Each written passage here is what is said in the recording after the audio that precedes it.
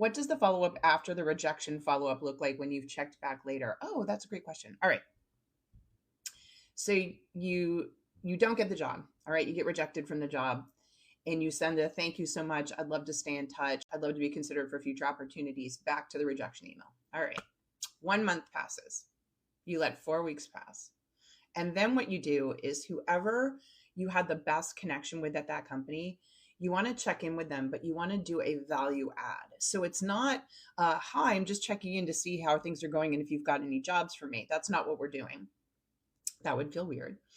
Instead, what we do is we say, hey, I saw this video or I saw this article, right? You go find something that's relative to the company and the business, and you say, I saw this article and video and thought of you and the company. Still really interested in working for you all. I hope you find it as interesting as I did. So you're essentially giving the gift of value. But what it shows is that through your day to day, you had something that reminded you of them and that triggered you to send them a message. So that would give you sort of the valid reason to message them.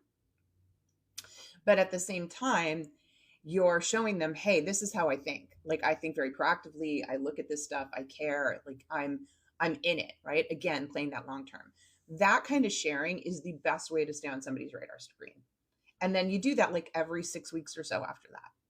And you stay in touch because you have to stay top of mind. And the only way you're going to do that is if over time you send things, say hi, what'd you think? And what's going to happen is they're going to message back and go, oh, this is really cool. Thanks so much, right? You're forming a connection. You're forming a relationship so that when that next job opportunity comes along, they're like, oh my gosh, let's call her. That's the secret. Nurture, play the long game, folks, especially at companies that you really, really want to work for. Because a lot of times when they don't pick you for a job, they just assume you're going to be angry and never want to talk to them again. And the only way to prove that you really meant it, that you do want to work there someday, is for you to stay in touch. Remember, they're the customer.